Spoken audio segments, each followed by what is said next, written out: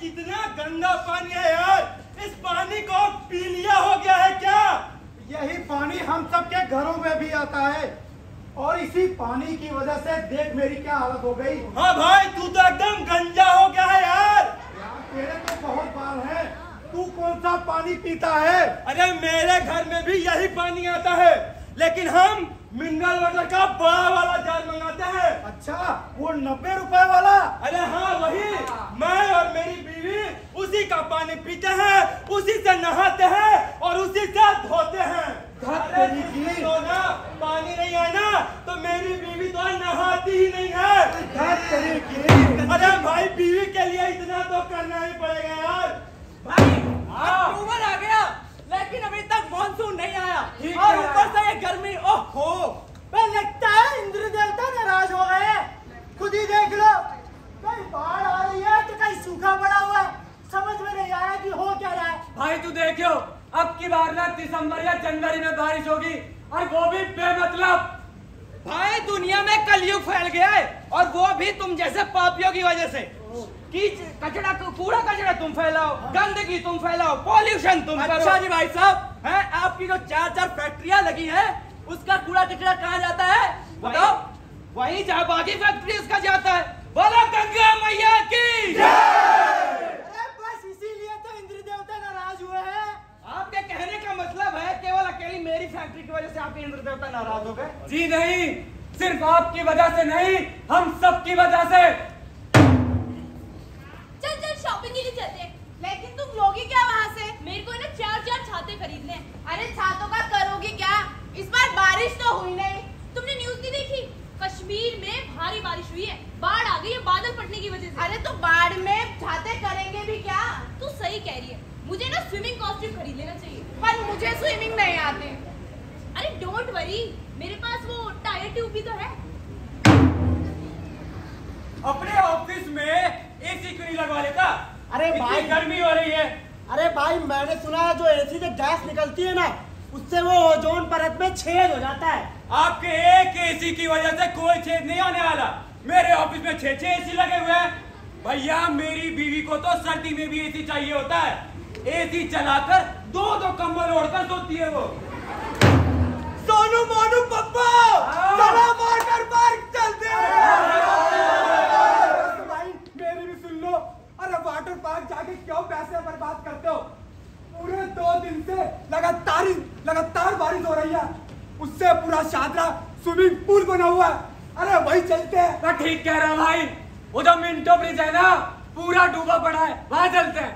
यार एक बात बताओ, मेरी समझ में नहीं आता ये 5-6 मिनट की बारिश से घुटने तक पानी कैसे भर जाता है? इसकी वजह क्या है? अरे भाई वजह मैं बताता हूँ। कल जो आप मोमोज खा रहे थे चटनी लगा कर, उसकी प्लेट कहाँ फेंकी आपने? वही रोड पर। और भाई साहब आप जो दुकान से सामान लेकर आते हो तो उसकी थैली खाली डब्बे कहाँ फेंकते हो? ये घर के सामने के नाले में। भाई साहब आपने हमारी तो गिनवा दी। आप ये जो गुटखा चबा रहे हो इसका पाउच कहाँ फेंकते हो? बोलो। अरे मैं तुमसे अलग थोड़ी ना हूँ, मैं भी वही फेंकता हूँ, सड़क पे या नाले में। हाँ, और यही कूड़ा कचरा जाता है नालियों के रास्ते। नाले में कूड़ा कचरा और प्लास्टिक इसकी निकासी रोक देता है। कहीं थोड़ी सी बारिश हुई नहीं कि पूरा का पूरा सीवर जाम हो जाता है। मौसम बदल रहा है, कभी बारिश होती है कभी बारिश नहीं होती। बचपन से सिखाया जाता है स्कूल में कि सर्दी के बाद गर्मी आती है, गर्मी के बाद बरसात। लेकिन अब सब कुछ बदल चुका है। बसंत में बारिश हो जाती है, गर्मी में ओले पड़ जाते हैं। और ये सब इसलिए हो रहा है क्योंकि हम प्रकृति का दोहन करते जा रहे हैं, अपने स्वार्थ के लिए, पैसे के लिए, विकास के लिए। विकास से हमारा पर्पस क्या है? और इसी विकास के चलते हम ऐसी चीजें करते हैं जिसका असर पड़ता है समाज के सबसे गरीब लोगों पर। योजना बनाने वाले, उससे लाभ उठाने वाले करोड़ों रुपए कमाकर ले जाते हैं और विकास के नाम पर जल, जंगल, जमीन को बर्बाद कर देते हैं। बंजर सी जमीन, दूषित है हवा, पानी को भी हमने गंदा कर दिया। बंजर सी जमीन, दूषित है हवा, पानी को भी हमने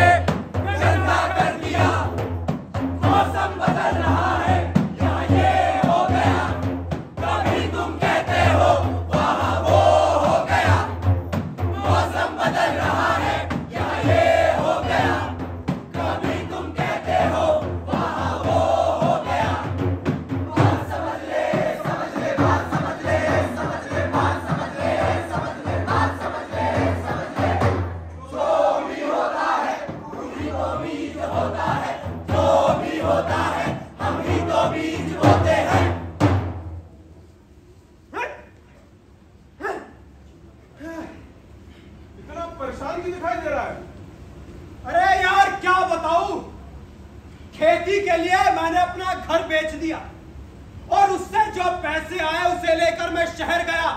खेती के लिए अच्छे कीटनाशक दवाइयां खरीद कर लाया, लेकिन यार उससे भी ना कुछ ज्यादा फर्क नहीं पड़ा और फिर बारिश भी वक्त से नहीं होती। तो सुन, तू ट्यूबवेल क्यों नहीं लगवा लेता? अरे रमेश भाई, ट्यूबवेल तो मैं कल लगवा लूं, लेकिन ये बिजली समय पर आए तब ना। और फिर तुझे तो मालूम है कि पानी का लेवल कितना नीचे चला गया है। तू अब कर भी क्या सकता है? और ये तेरे हाथों में छाले कैसे पड़ गए? अरे यार बस मैंने सोच लिया है कि मैं भी अब ज्यादा फसल के लिए दूसरे किसानों की तरह अपने खेत में भी दवाइयां डालूंगा। पागल मत बन। कैलाश को भूल गया? इन्हीं दवाइयों के इस्तेमाल की वजह से उसके हाथ खराब हो गए थे। यार उसकी आर्थिक स्थिति खराब हो गई थी, कर्ज लिया, समय पे चुका नहीं पाया, इसके चलते उसे आत्महत्या करनी पड़ी। अगर तुझे कुछ हो गया तो तेरे परिवार का क्या होगा? तेरे बच्चों का क्या होगा? रमेश, तो करूं क्या? जब देखो कभी ये सूखा पड़ जाता है तो कभी तूफान आ जाता है। अब ये अगर बारिश समय से हो तो कुछ हम जैसे किसानों का ठीक हो। काले मेघा पानी तो बरसाओ, काले मेघा पानी तो बरसाओ, काले मेघा पानी तो बरसाओ, बिजली की तलवार नहीं बूंदों के बाढ़ चलाओ, बिजली की तलवार नहीं बूंदों के बाढ़ चलाओ। कमला, रोज की तरह आज भी एक भी मछली हाथ नहीं आई। ऐसा कब तक चलेगा? घर में एक पैसा तक नहीं है। आज भी बच्चों को पानी पिलाकर सुलाना पड़ा। अरे तो मैं क्या करूं? तुम ही बताओ मैं क्या करूं? वो देख रही हो ना, नदी के किनारे जब से वो नया प्लांट लगा है, वो लोग अपना सारा जहरीला केमिकल इसी नदी में बहा देते। सारी की सारी मछलियां मर गई हैं। आप नदी के दूसरी तरफ क्यों नहीं चले जाते? अरे दूसरी तरफ भी तो यही हाल है। उद्योगों की वजह से, फैक्ट्रियों की वजह से, कारखानों की वजह से सब की सब मछलियां खत्म हो रही है। और उस पार अगर जो किसी ने पकड़ लिया तो मुसीबत अलग से।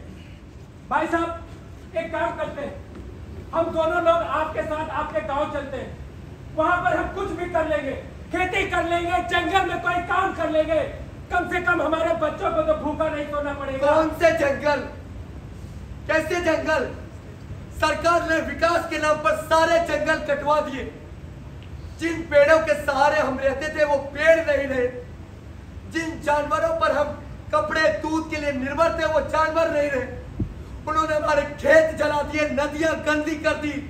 वहां कुछ नहीं बचा छोटे, कुछ नहीं बचा। वहां सिर्फ धुआं है, धुआं। फैक्ट्री के कारखानों से निकलता हुआ धुआं। डॉक्टर साहब, कल रात से मेरी आंखों में जलन हो रही है और ये हाथों भी लाल लाल निशान हो गए हैं। आप काम कहाँ करते हैं? यही पास में फैक्ट्री बन रही है, उसी में मजदूर हूँ। आपको धूप और धूल मिट्टी की वजह से एलर्जी हो गई है। अब बाहर निकलते वक्त चश्मा नहीं लगाते? मैं मजदूर हूँ डॉक्टर साहब, चश्मा कहाँ से लगाऊंगा? ये दवाई मैंने लिख दी है और बाहर निकलते वक्त मोटे और पूरी बहा के कपड़े और चश्मा पहन के बाहर निकलना। डॉक्टर साहब, मैं मजदूर हूँ। देखिए, अगर आप ये सब नहीं करेंगे तो आपको स्किन कैंसर भी हो सकता है।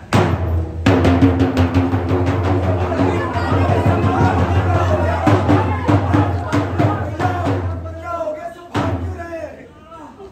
पहाड़ पर बादल फट गया, नदी में भयंकर बाढ़ आ गई है। हम तो जैसे थे जान बचाकर भागे। वो देखो, पानी कैसे सबको बहाता हुआ प्रलय मचा रहा है। तुम आगे मत चलो छोटे। पर मेरा घर वहां पर है। मुझे वहां जाना होगा, मेरे घर। क्यों अपनी जान खतरे में डाल रही हो? कुछ नहीं बचा वहां पर, कुछ भी नहीं। घर मकान सब डूब गए, कुछ नहीं बचा वहां पर। मेरा बच्चा मेरा इंतजार कर रहा होगा। मुझे जाना होगा। छोड़ो मुझे। मेरा बच्चा मेरा इंतजार कर रहा होगा। जैसा कि आप देख रहे हैं, उत्तराखंड के इस जिले में बादल फटने से आई भयंकर बाढ़ से भीषण तबाही हुई है। मेरा बच्चा मर जाएगा। छोड़ो मुझे, मेरा बच्चा मर जाएगा। मेरा बच्चा मर जाएगा।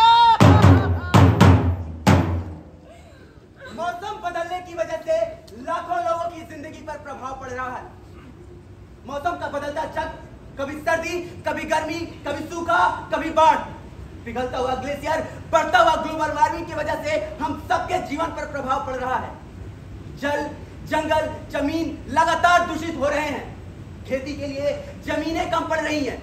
सब्जियों में केमिकल्स आ रहे हैं। उसकी वजह से हम सब बीमार पड़ रहे हैं।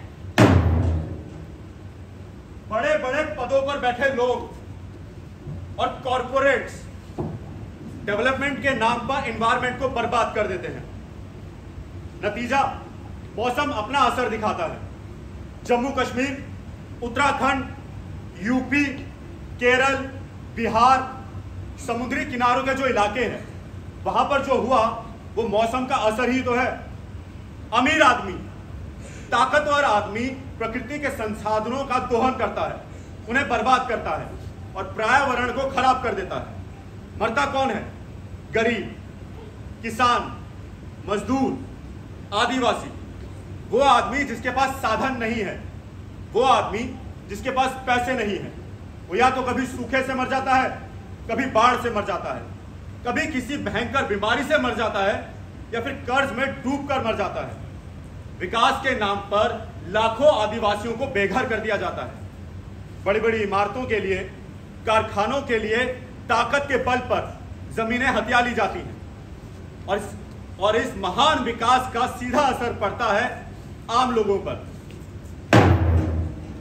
नेचर का बैलेंस बिगड़ने की वजह से हमारा पर्यावरण बर्बाद हो रहा है। चाहे केमिकल्स हम अपने घर में इस्तेमाल करते हुए या फैक्ट्रीज में यूज होते हुए केमिकल्स, ये अंततः हमारी जिंदगियों को बर्बाद कर रहा है। हम लोग अपनी कन्वीनियंस के लिए थोड़ी सी दूर भी जाना हो तो कार, स्कूटी या बाइक का इस्तेमाल करते हैं। हम क्यों नहीं एक साइकिल या पैदल चलने की कोशिश करते? अगर एक घर से दूसरी जगह भी जाना हो तो हमारे घर में 4 गाड़ियां हैं, हर कोई अलग अलग कार इस्तेमाल करता है। क्यों नहीं एक जगह जाने के लिए हम साथ में कार पूलिंग या बाइक पूलिंग कर सकते हैं? नतीजा, हमारी जिंदगियां बर्बाद हो रही है। सबसे ज्यादा हमारी सेहत पर असर पड़ रहा है। एक बात बताओ, क्या हवा में ये जहर हमने मिलाया है? नहीं ना। देखो, अगर पेट्रोल और डीजल यूज नहीं करेंगे तो गाड़ियां कैसे चलेंगी, ट्रेनें कैसे चलेंगी, और अगर हमने कोयला यूज नहीं किया तो कारखाने भी कैसे चलेंगे? अरे भाई साहब कहाँ गए? एक बात तो मुझे बताइए, ये अगर कार्बन डाइऑक्साइड थोड़ी बहुत हवा में मिल भी गई तो क्या फर्क पड़ जाएगा उससे? हम सब यही सोचते हैं कि क्या फर्क पड़ जाएगा। कार्बन डाइऑक्साइड गैस लगातार बढ़ती जा रही है, जिससे ओजोन लेयर खत्म हो रही है, उसमें धीरे धीरे छेद हो रहे हैं, खेती बर्बाद हो रही है, जिंदगी तबाह हो रही है, मौसम बदल रहा है। लाखों लोग सूखे की वजह से सुसाइड कर ले रहे हैं, पशु पक्षी गायब हो रहे हैं, हमारे जमीन में, शरीर में, पानी में जहरीली गैस फैलती जा रही है। इतना सब कुछ हो रहा है, फिर भी हम लोग ये सब देखते हुए भी चुपचाप अपनी नजरें जमाए खड़े हैं। बेटा, भैया, अगर मैं अपनी खेतों में दवा ना डालूं, केमिकल ना डालूं या फिर यूरिया ना डालूं, तो अच्छी फसल कैसे होगी भाई? ज्यादा फसल कैसे होगी? और भैया, मुझे अपना घर भी तो पालना है, बीवी बच्चों को भी तो पेट भरना है। भरिए, बिल्कुल भरिए, पर ध्यान रखिए कि ऐसा करने से आपकी जमीन बंजर हो जाएगी, उसमें कोई फसल नहीं उगेगी। केमिकल इस्तेमाल करने से सब्जियों में भी तो केमिकल आ रहा है और हम सब बीमार भी तो पड़ रहे हैं। बच्चा, एक बात बताओ जी, अगर बड़े बड़े फैक्ट्रीज नहीं लगवाएंगे तो हमारे देश का विकास कैसे होगा? और बच्चों, फैक्ट्री लगाने से मना किसने किया है? विकास के लिए मना किसने किया है? लेकिन जहां खेती होती है वहां फैक्ट्री लगाओगे तो पेड़ काटोगे, पेड़ कटेंगे तो जंगल खत्म होंगे, और जंगल खत्म होंगे तो ग्लोबल वार्मिंग होगी, जिससे बहुत सा तापमान बढ़ेगा। हमें क्या फर्क पड़ता है ग्लोबल वार्मिंग से? अगर बाहर गर्मी बढ़ भी गई तो मैं अपने घर में एसी लगा लूंगा, और इससे कौन सा मेरी भैंस की पूंछ उखड़ जाएगी। और अगर मेरी भैंस की पूंछ उखड़ भी गई तो मैं उसके लिए भी 2-2 एसी लगवा दूंगा। अरे मुझे क्या अंतर पड़ेगा? बिल्कुल ठीक कहा इन्होंने। हमें क्या असर पड़ता है? हमें कुछ फर्क नहीं पड़ता, लेकिन आज नहीं पड़ रहा, कल जरूर पड़ेगा। याद रखिए, आप एसी लगा लीजिए, लेकिन ऑक्सीजन कहाँ से मिलेगी हमें? आपको असर नहीं पड़ेगा, लेकिन हमारी आने वाली जनरेशन, इन बच्चों को जरूर असर पड़ेगा। ये फ्रेश एयर कहाँ से लेंगे? आप एसी लगा लेंगे, लेकिन हमें इसी दुनिया में रहना है, चांद पर नहीं। फला के घर में 20-20 एसी है, तो भाई साहब आपको क्या दिक्कत है? हैं?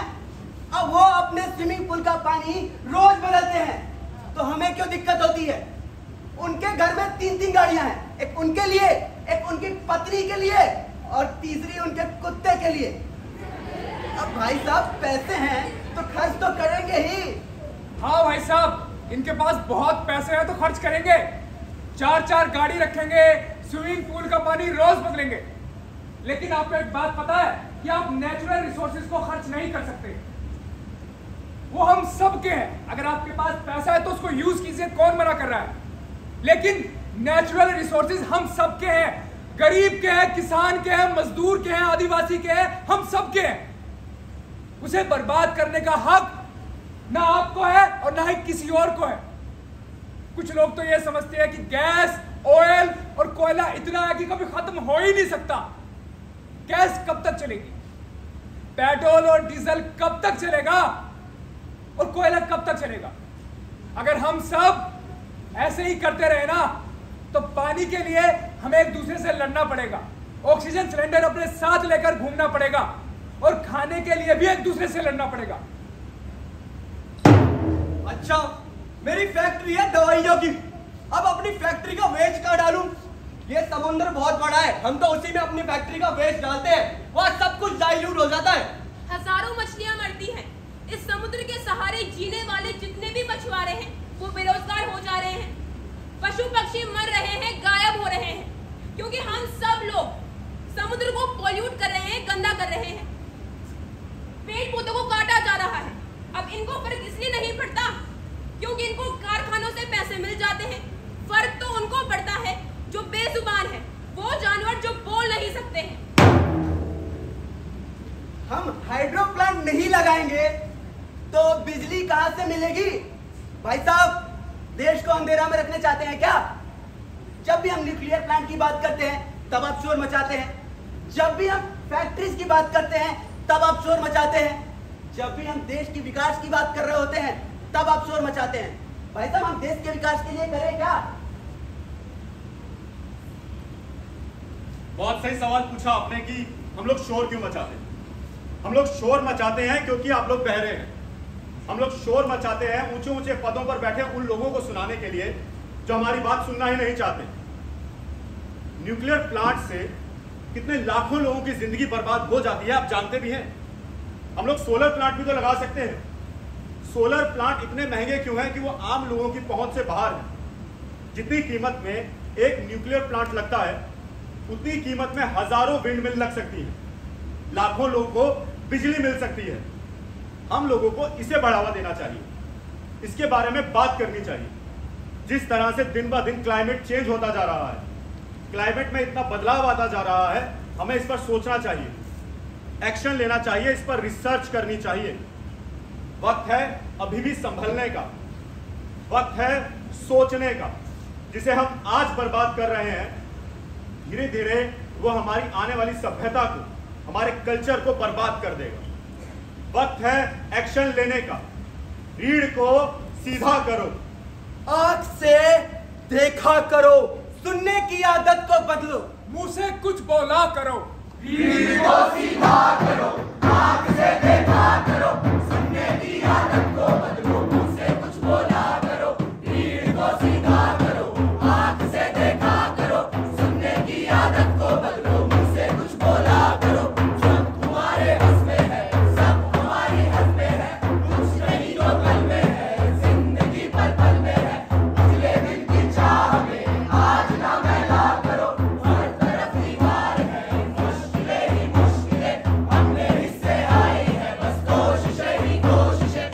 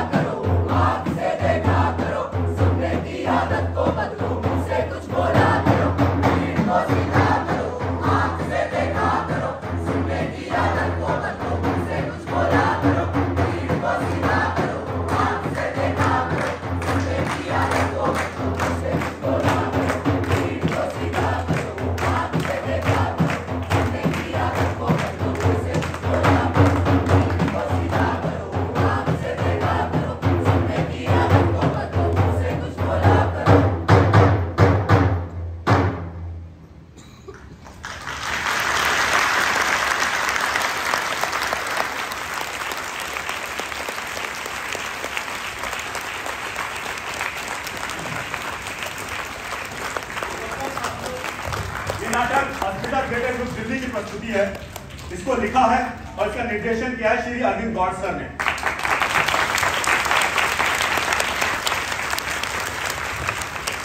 मैं मैनेजमेंट का बहुत बहुत आभारी हूं कि उन्होंने हमें आपके बीच नाटक करने का मौका दिया।